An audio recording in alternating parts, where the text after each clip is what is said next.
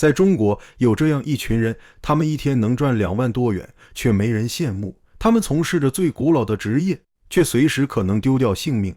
这里是四川的峨眉山，一个263斤的超重游客正想要上山，连续使了2顶轿子都坐不下，最后紧急调来大轿子，动用9个轿夫轮流抬的，整整42公里的山路，耗时10小时。最后游客当场支付了22100元的现金。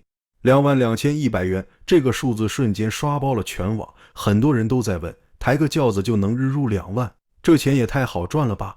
但真相是，没有一个轿夫敢单独接这个活，因为263斤的重量加上42公里的山路，很可能要人命。最后是9个轿夫拼了命才完成，每个人分到了2000多元，但这些钱却是他们真正用命换来的。在中国的悬崖峭壁上，生活着这样一群人，他们肩扛几百斤重物，在湿滑的石阶上如履平地。他们一天要爬3000级台阶，一步踏错就是万丈深渊。他们被称为人肉骆驼，却是山区家庭唯一的希望。他们就是中国山岳景区的抬轿夫。今天就让我们走进中国山岳抬轿夫的真实世界，看看他们在悬崖上走的每一步到底有多么的沉重。在贵州梵净山，有一个叫夏师傅的轿夫，把这份要命的工作当成了传奇。梵净山位于贵州省，是中国5大佛教名山之一，海拔2494米，云雾缭绕，山峦叠翠。著名的蘑菇石有如金顶，独立于峰巅之上，被誉为地球独生子。就是在这样险峻的山峰上，55岁的夏师傅已经抬轿22年。夏师傅每天凌晨5点起床，从简陋的工棚中走出，开始新一天的工作。工棚里挤着6个身体健壮的中年男人，内部设施简陋破烂，但这就是轿夫们在山上的家。在梵净山那3000多级陡峭石阶上，夏师傅创造了一个让人瞠目结舌的记录，抬着100几斤的客人，仅用19分钟就冲到了山顶。这个速度快到什么程度呢？普通人空手爬上去都要40到50分钟，而夏师傅扛着一个成年人的重量，速度却是常人的2倍多。这样的体力来自22年的日复一日。夏师傅每天要在那陡峭的山路上往返数次，肩膀上扛着的不只是客人的重量，更是一家人的生计。山路湿滑，青苔密布，一侧是峭壁，一侧是深渊，稍有不慎就是粉身碎骨。更让人震惊的是，夏师傅曾经单日跑过13趟往返。13趟意味着要在那陡峭的山路上爬升和下降26次，相当于一天要走39000级的台阶。这个工作强度，连年轻的建筑工人都难以承受。夏师傅最擅长的是看人定价，多年的经验让他练就了火眼金睛，不用秤就能准确判断客人的体重。65公斤以下500元，超过的价格免议。当遇到体重超标的客人时，他总是会淡定地说一句金句：我们力气用不完，我们就是有力气。22年里最难忘的一次，夏师傅和搭档抬的是一位300斤的超重客人。这个重量几乎是2个成年人的体重，从山脚抬到蘑菇石，每一步都是极限挑战。轿杆深深勒进肩膀，汗水湿透衣服，但2人硬是咬牙坚持了下来。那位客人被感动的当场加了小费，2人分到了2400到2500元。但这2400元的背后，藏着夏师傅22年来的坚持与无奈。夏师傅的女儿在深圳上班，这是他最大的骄傲。22年来，就是靠着在这悬崖峭壁间一步一步的攀爬，他把孩子培养成了城里人，让女儿过上了他从未想象过的生活。然而，成功的代价是沉重的。长年累月的重负让夏师傅的身体严重变形，肩膀被轿杆磨出厚厚的老茧，脖子和肩部连接处明显突出，形成了轿夫们特有的驼峰。这是一种职业病，几乎每个干这行的人都逃不掉。夏师傅从不在人前抱怨身体的疼痛，但偶尔也会无奈地承认，说不疼肯定是假的，哪里有不疼的呢？尽管如此，为了家庭，为了女儿，他计划一直干到60岁才退休。在梵净山，像夏师傅这样的轿夫并不多，年轻人都不愿意干这份要命的活了，剩下的大多是40、50岁的中年人，他们上有老，下有小，除了卖力气，已找不到更好的谋生途径了。夏师傅还有一个身份，梵净山登山大赛的参赛者。20公里的赛程，他能跑出2小时的成绩，这个成绩让他在轿夫圈里声名远扬，也成了他引以为豪的谈资。但很少有人知道，参加比赛对他来说不只是爱好，更是能证明自己的价值。像夏师傅这样的抬轿夫并不是个例，在中国的崇山峻岭间，从事他这个职业的人还有很多。他们有着相似的背景，相似的无奈，但也有着相似的坚持。河南老君山位于秦岭山脉的东端，海拔2297米，是道教文化的重要发源地。53岁的严杰武已经在这座风景如画的山上抬了28年的轿子。他原本在四川青城山都江堰工作，后来辗转来到老君山，一干就是大半辈子。老君山从山脚到金顶有数千级石阶，严杰武每天都要在这些陡峭的台阶上往返多次。让严杰武最难忘的也是一次抬300斤客人的经历。那位超重客人要到将军墓，从山脚有1800多米的垂直距离，两个人抬了一段后实在抬不动，最后叫来4个兄弟一起才把客人送到目的地。客人很满意，最后给了360块钱。但这360元背后的代价只有严杰武自己知道。那一次4个人轮流抬，每个人都累得气喘如牛，肩膀被磨得血肉模糊。山间雾气浓重，视线模糊，但他们不敢停下，因为停下就意味着前功尽弃。严杰武最痛苦的时刻是孩子来看他工作的那天。孩子看到父亲满头大汗，气喘吁吁地抬着轿子在山路上艰难攀爬，眼泪就下来了。那一刻，严杰武的心都碎了。孩子也知道这个工作非常辛苦，但是我要生活嘛。严杰武的话朴实无华，却道出了千千万万个教父的心声。他最大的心愿很简单，身体能好一点，能多干几年。现在53岁，兴许还能干个3、4年。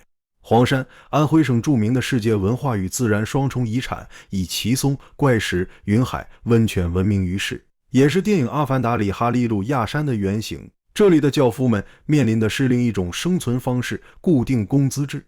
这里的教夫不是按单收费，而是拿固定工资，一天120元，一个月3600元。听起来很稳定，但实际上充满着无奈。一位快60岁的黄山教夫已经在这些陡峭的石阶上工作了很多年。黄山的石阶湿滑，一边是万丈深渊，一边是峭壁峰峦，而且天气变化无常，下雨下雪天也要工作，风雨无阻。黄山教夫们不管抬多少趟，不管客人多重，收入都是固定的，而且他们是拿工资的，老板会跟着监督，工作的压力更大。有时也会出现价格不透明的情况，游客以为是400元的路程，实际要收600元。面对游客的质疑和不解，一位老教夫无奈地解释：我们讲老实话，你不做，他不做，那我们不是就喝西北风了吗？你出钱我出力吗？他想表达的很简单，这就是他们的工作，需要游客的支持才能生存下去。海拔1612米的湖北武当山是中国道教圣地，古神道修建在悬崖峭壁上，这里也是武当山教夫们每天工作的地方。武当山有专门的华教服务公司，教夫们都是公司的员工，接受统一管理，统一定价，全程票价880元，听起来不少，但教夫们能拿到的只是其中的一部分。公司要收取30%的管理费，剩下的还要几个教夫分。武当山的古神道时而陡峭，时而平缓，危险程度极高。教夫们抬着大几十斤重的轿子，在悬崖边的石阶上攀爬，脚下就是万丈深渊，一步走错就是粉身碎骨。一位武当山教夫感叹，现在的游客越来越少愿意坐轿子了，一天最多能拉2趟，有时候1趟都拉不到。淡季时候，教夫们一天都没有收入是常有的事。在江西庐山，3叠泉瀑布飞泻而下，著名诗人李白在此留下了飞流直下3000尺，疑是银河落9天的诗句。一位做了30年教夫的老陈，每天就在这里，一边欣赏着这样的绝世美景，一边抬着游客。他练就了一项绝技，不用秤，双手把客人轻轻一抬，就能把重量说的8、9不离十。从庐山到3叠泉的路程约6公里，要走3000多个台阶。老陈和搭档每天要在这条路上往返多次，每一步都要小心翼翼。上山时客人要顺着坐，下山时要反着坐，教夫们还要兼任解说员。老陈最辛苦的时候，一天要跑10几个来回。庐山的石阶湿滑难行，特别是靠近瀑布的地方，水汽弥漫，石头长满青苔，稍不注意就会滑倒。到了晚上结算工资的时候，虽然很累，但看到能拿到几百元的收入，老陈脸上还是会露出笑容。这笔钱是他和家人生活的全部依靠。然而，无论是梵净山的夏师傅、老君山的严杰武，还是其他山岳景区的抬轿夫，这些常年从事抬轿工作的人身上都带着相同的印记。长期的重负让他们腰椎凸起，肩膀变形，脖子和肩部连接处明显突出，形成了轿夫们特有的驼峰。腰肌劳损、静脉曲张这些职业病，几乎是每个干这行的人都逃不掉的宿命。他们虽然来自不同的山峰，但他们的故事却惊人的相似，都是40-50岁的中年男人，都是家里的顶梁柱，都有不得不坚持下去的理由。他们用脊梁扛起了家庭的希望，默默承受着身体的疼痛，继续在山路上负重前行，但却在网络时代遭遇了前所未有的质疑。2024年的一个普通日子，一个看似平常的视频，却彻底改变了中国教夫们的命运。一位女子在重庆武隆坐轿上山，本想为教夫点赞，却遭到网友猛烈抨击，大家都生而为人，你凭什么花钱践踏他的尊严？这是对劳动者的羞辱，有手有脚为什么不自己爬山？评论区瞬间炸锅，各种谩骂和指责如潮水般涌来。女子被网友贴上了不知羞耻、践踏他人尊严的标签，遭受了史无前例的网络暴力。然而，真正了解情况的人会发现，这场所谓的正义行动，伤害最深的恰恰是那些被保护的教夫们。视频中的倪师傅听说网上的争议后，只是无奈地说：“我肯定想让大家都来做，因为我们要工作挣钱的嘛。”49岁的倪师傅是重庆武隆当地人，家里的情况很典型，上有70多岁的父母需要照顾，下有正在读中学的孩子需要花钱，妻子在家务农，收入微薄。他在景区抬轿，每个月能挣3000到4000块钱，对他们来说，这已经算是不错的收入了。倪师傅从来不觉得自己的工作有什么丢人的，在他看来，靠自己的力气挣钱，凭本事吃饭，有什么可羞耻的？但是网上那些人的话让他很困惑，为什么自己的正当工作会被说成是被践踏尊严？更让倪师傅想不通的是，那些在网上为他打抱不平的人，从来没有真正关心过他的生活，也没有为改善他的工作条件做过任何事情。他们嘴上说着保护教夫，实际上却在断教夫们的财路。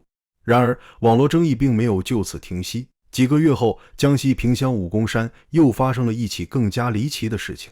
一名女子雇了2名教夫抬她的宠物狗上山，轿子上端端正正坐着一只哈士奇，狗主人在一旁悠闲地陪伴着。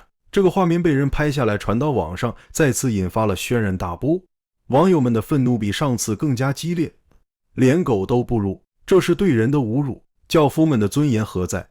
面对汹涌的网络谴责，那位女士显得很无奈，我让他们抬我家狗怎么了？我出钱他们处理，这不是很正常吗？武功山的教夫们对这件事的看法和网友们截然不同。一位抬轿的师傅私下里说，抬狗其实比抬人轻松多了，狗不会乱动，也不会要求这要求那的，而且价钱一样，对他们来说，这就是一单普通的生意。但网络上的声音越来越刺耳，一些自诩正义的网友站在道德制高点上，对雇佣教夫的游客进行猛烈攻击。这些网络争议带来的后果是毁灭性的。一位经常去重庆武隆的旅游博主亲眼见证了这种变化。他说，自从那个女子被网暴后，教夫们的生意一落千丈。他在景区观察了半小时，看到游客川流不息，但教夫们一个客人都没接到。教夫们告诉他，现在年轻人都不敢坐轿子了，生怕被人拍下来发到网上挨骂。师傅说，现在生意不好，一天最多能拉2个客人。倪师傅的收入直线下降，原本一天能接3-4单的他，现在经常一整天都开不了张。有时候好不容易来个客人，还要再三确认对方不会拍视频发网上。在梵净山，夏师傅也感受到了明显的变化。山上的游客并没有减少，但愿意坐轿子的人越来越少。很多游客看到轿子时都是一脸犹豫，想坐又不敢坐的样子。有个年轻小伙子体力不支，看到轿子很心动，但最后还是摇摇头走了。他担心的不是钱，而是怕被人看见后在网上被骂。老君山的沿街舞也遇到了同样的情况。有一次，一位中年女士爬到一半，实在是走不动了，看到轿子如获救星，但当听说要拍照留念时，立刻惊慌地摆手，千万别拍，千万别发网上。最讽刺的是，那些在网上大谈教夫尊严的键盘侠们，对教夫们的真实想法一无所知。他们从来没有真正了解过教夫们的生活状况，不知道这些中年男人上有老下有小的艰难处境，不知道他们为了这份工作承受了多少身体上的痛苦，更不知道他们对这份工作的珍惜和坚持。这些正义人士挥舞着道德大棒，高喊着保护教夫尊严的口号，实际上却在做着最伤害教夫的事情。他们的善意让游客不敢坐轿，直接断了教夫们的生计。倪师傅说得很实在，那些人嘴上说为我们好，可他们从来不坐我们的轿子，也不给我们发工资。他们的好心让我们没了收入，这到底是帮我们还是害我们？夏师傅也很困惑，我抬了22年轿子，从来没觉得这工作丢人。我靠自己的力气养活一家人，凭什么被说成没尊严？那些在网上骂人的，他们给过我1分钱吗？然而，网络争议只是轿夫们面临的困境之一，更严峻的挑战是，这个延续了数百年的职业本身正在快速走向消亡。走进任何一个景区的轿夫聚集点，你会发现一个惊人的事实，几乎所有的轿夫都是中老年人。在梵净山，夏师傅55岁，算是队伍中比较年轻的了。大部分的轿夫都在50岁以上，最老的甚至接近60岁。在老君山，53岁的沿街舞说自己最多还能干3-4年，因为体力不支。黄山的情况更加严峻，那位快60岁的老轿夫已经是当地轿夫中的老资历。他说，现在很难找到年轻人愿意干这行，年轻人都跑到沿海发达地区发展，有文化有技术的更不会选择这样的体力活。即使是没有技术的年轻人，也宁愿在普通工厂里打工，也不愿意做这个又累又危险的工作。武当山一位轿夫感叹，这个行业一般只招收本地人，很多都是靠着父子相传，但现在的轿夫们都不愿意让自己的孩子来做这份工作，因为实在太辛苦了。没人做这一行，更大的原因是轿夫们的收入波动太大了，用过山车来形容也毫不为过。正如行业内流传的一句话，3年不开张，开张吃3年。在旺季，轿夫们的收入确实可观。夏师傅抬300斤的客人能拿到2400元，沿街舞的360元也不算少。但这样的好单子可遇不可求，大部分时候他们的收入都很微薄。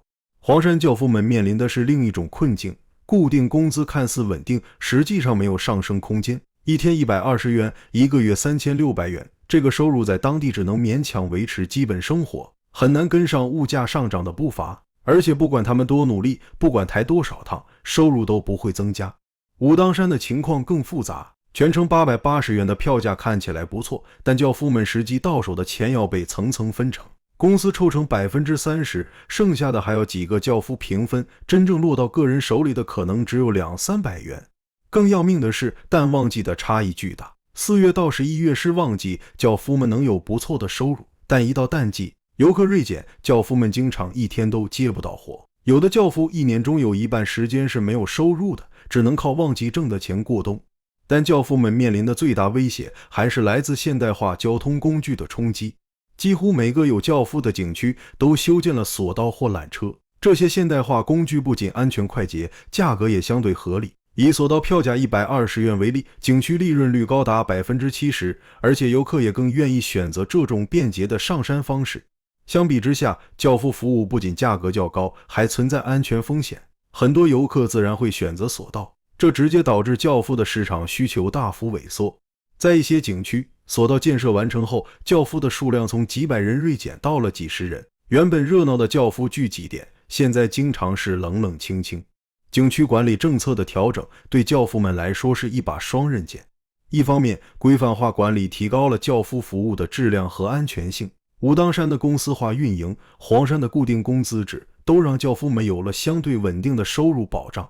但另一方面，规范化也意味着更多的限制和更高的成本，公司要抽成，景区要收费，轿夫们的实际收入被层层剥削，而且统一定价往往缺乏灵活性，不能根据市场需求及时调整。有些景区出于安全考虑，甚至在考虑是否要完全取消人力轿夫服务，改用人力加电动的混合动力轿具，或者完全依靠索道，这让轿夫们对未来更加的担忧。但最让人担忧的还是这个行业的传承问题。现在坚持做轿夫的大多是40-50岁的中年人，他们普遍文化水平不高，除了卖力气没有其他技能，但他们的孩子却不愿意接班。沿街舞的孩子看到父亲工作时都会流泪，这些孩子长大后绝对不会选择父亲这条路。夏师傅最骄傲的是女儿在深圳工作，成了城里人，当然这也意味着轿夫的传统不会在他家延续。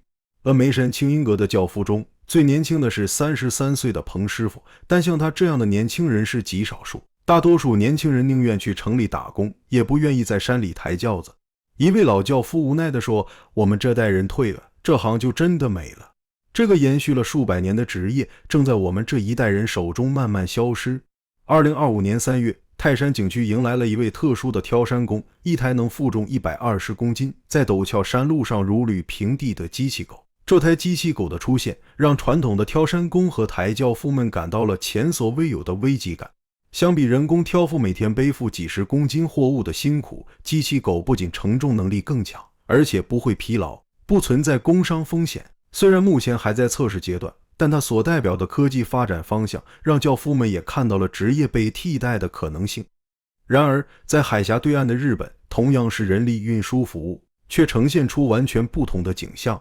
在东京浅草和京都古街，人力车夫不仅没有消失，反而成了年轻人争相从事的高收入职业。这些身着传统短装的年轻车夫，月收入能达到100万日元以上，相当于人民币5万元，比很多白领的收入还要高。日本人力车的收费标准让人咋舌，在东京，双人乘车10分钟收费5000日元，1小时高达2万日元；在京都，单人乘坐1小时约850元人民币，双人1200元左右，即使是最短的10分钟体验，也要200元人民币。更让人惊讶的是，有很多大学生毕业后专门来拉人力车，甚至还有女性车夫。在京都的古街小巷中，经常能看到身材纤细的年轻女孩拉着人力车，与身着和服的游客、古朴的丁屋建筑融为一体，成为一道独特的风景线。日本人力车夫的高收入来自角色转换，他们不再是运输工具，而是私人导游和文化的体验师。一位经验丰富的车夫精通5种语言，能为游客提供专业讲解，介绍京都的历史典故和文化背景。而且成为车夫需要通过严格培训，只有 20% 的申请者能通过。培训包括驾驶技术、游客互动、多语言服务等。一位女大学生经历22次训练才勉强通过。更重要的是，日本为人力车夫建立了完善的保障体系，正规公司为员工缴纳雇佣保险、劳灾保险、健康保险和养老保险。虽然公司抽成一半，但车夫们有了社会地位和基本保障。传统职业是否注定要消失呢？也许关键在于该如何适应时代的变化。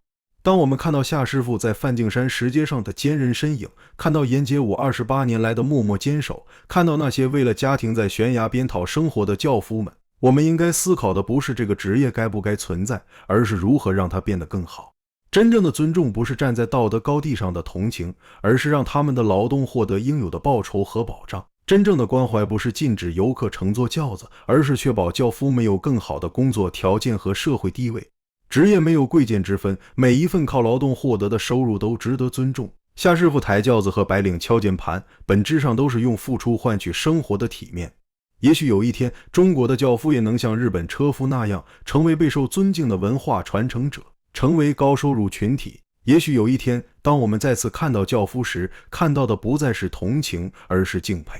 毕竟他们用脊梁扛起的不只是游客的重量，更是一个家庭的希望，一种文化的传承，一份劳动者的尊严。如果你来到这些名山大川，遇到了轿夫师傅，请不要犹豫，给他们一个机会，也给传统文化一个机会，因为每一次乘坐都是对他们劳动价值的认可，都是对这份古老职业的支持。你会选择坐一次轿子，体验这份古老的文化吗？欢迎在评论区分享你的想法。本期视频就到这里，如果觉得有意义，请点赞、订阅和转发，我们下期再见。